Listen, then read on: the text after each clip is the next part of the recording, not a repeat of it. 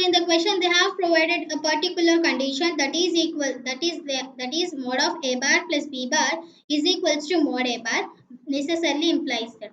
So in order to understand all the other conditions and in order to check the other conditions, let us first try to elaborate this. What does the magnitude of a bar plus b bar mean?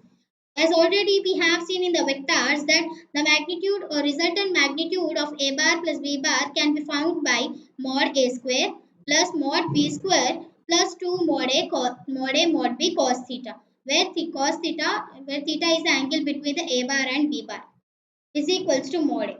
Okay.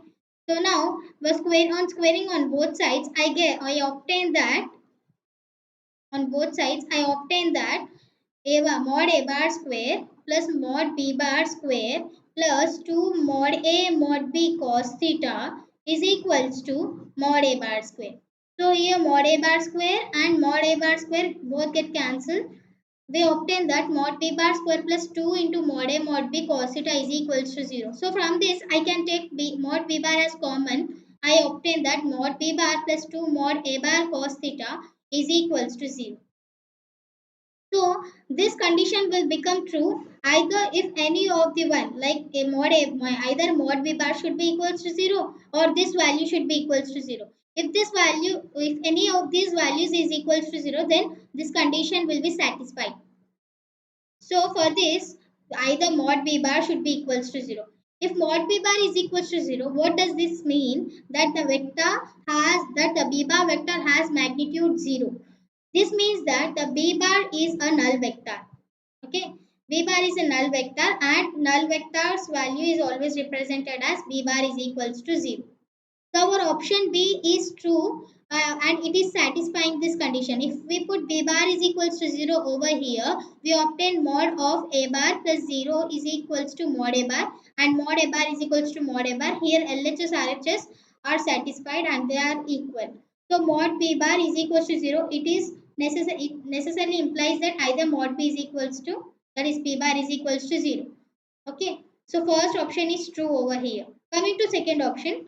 So in order to check the second option, let us suppose for an instant that B bar and A bar both are anti-parallel to each other. Okay, B bar and A bar are anti-parallel to each other. So from the second condition, we have to obtain that mod B bar is plus 2 mod A cos theta is equals to 0. From this we can obtain that cos theta is equals to minus mod B by 2 mod A. Okay. Again, if we assume that the both vectors are anti-parallel, then the angle between them will be 180 degrees. If I put 180 degrees over here, then cos 180 it will become minus 1 is equals to minus mod b by 2 mod a. So from this we can obtain that mod b is equals to 2 mod a. That means that the magnitude of b bar is equals to 2 times the magnitude of a bar, but it is in the since the b bar and a bar are in anti-parallel, then b bar direction will be minus 2 a bar, because 2 times of the a bar will give b bar, but b bar is in the opposite direction, so I have to take minus here. So when I put this b bar is equals to, I can obtain that b bar is equals to minus 2 a bar from this condition. So when I put this b bar is equals to minus 2 a bar in the question, I get that mod of a bar plus b bar is equals to mod a bar. Let us check whether it is satisfying or not. Whether this condition in the given question gets satisfied at b bar is equals to minus 2 a bar or not. So when I put that minus 2 a bar, I get is equals to mod a bar. Here I get the mod of minus a bar is equals to a bar, mod a bar. Hence we can conclude that the magnitude of minus a bar is equals to magnitude of a bar, since this condition is verified over here at b bar is equals to minus 2 a bar, and this b bar is equals to minus 2 a bar is obtained when a bar and b bar are anti-parallel. Means if b bar and a bar are anti-parallel, then the condition given in the question will be satisfied. So option B is also true. Coming to option C says that a bar and b bar are perpendicular. A bar and b bar are perpendicular. Let us suppose for an instant that option C is true. If we suppose that a bar and b bar are perpendicular, then their vector diagram will be in such a direction that, let us suppose both are perpendicular. This is vector a bar and this is vector b bar, and both are perpendicular. Then the resultant sum will be given according to the triangle law of addition, triangle vector law of addition. The resultant will be in this direction, that is a bar plus b bar will be directed in this direction. So as it is a right angle triangle, we know that the hypotenuse is always greater than any of the side of the right angle triangle. Either hypotenuse is greater than S1 or hypotenuse will be greater than S2. But it will be always greatest side. Hypotenuse is always greatest side in the right angle triangle. So here, as this is a right angle triangle, here the hypotenuse is nothing but the magnitude of the resultant vector mod of a bar plus b bar will be always greater than either mod a bar or mod b bar. But it will not be equals to the any of them. Means magnitude means this hypotenuse value will never be equals to any of the other side if it is a right angle triangle. It means that if a bar comma b bar are perpendicular, then mod a bar plus mod b bar is never equals to mod a bar. It will be always greater than mod a bar. So our option C also fails here. That is option B. Option C is wrong here.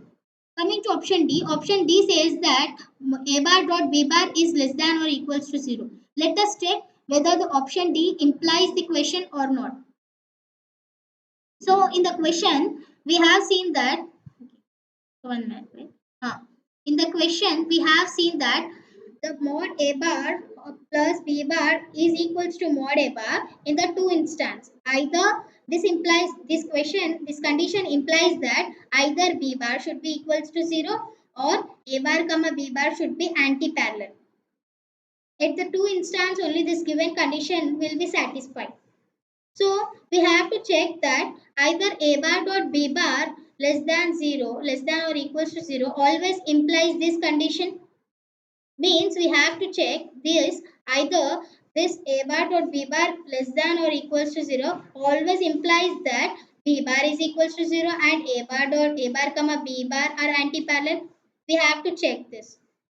So we have to first, in order to understand that, let us write the dot product. We know that a bar dot b bar can be written as mod a mod b cos theta and it is less than 0. So from the observation we can obtain that this whole value will be less than or equals to 0 at if mod a bar value is less than if mod a bar value is equals to 0, then in that case it will be equals to 0. Okay, if mod b bar value is equals to 0, then in that case also it will be equals to 0. If cos theta is negative, cos theta will be negative, cos theta will be less than 0, in which case whenever the theta lies between second quadrant and third quadrant, if our theta lies in the second or third quadrant, then this condition will become true. That is, it will also hold it if theta is equals to 180 degrees or 90 degrees or any other angle. Means it implies that always whenever a bar dot b bar is less than or equals to 0, it always does it always do it always look not implying that b bar is 0 or a bar comma b bar are anti-parallel. It can also imply that a bar can be 0 or cos theta can be negative, that is theta can be lying in second or third quadrant. It is implying various cases over here. So option D, our option D, which is says that a bar whenever a bar dot b bar is less than 0, it implies mod of a bar plus b bar is equals to mod a bar is wrong. Because if we take one of the case like mod a bar is equals to 0, that is a bar is equals to 0. If we put this case in our question, then we get mod b bar is equals to 0, which is not true because here mod b is non-zero value. Then in that case, non-zero value is not equals to 0. That is LHS and RHS are not equal. That is the question. That is this option is not satisfied. So whenever a bar dot b bar is less than 0, it can be less than or equals to 0 in various conditions. Okay, it always won't imply that b bar is 0 or a bar comma b bar are anti-parallel. So option D is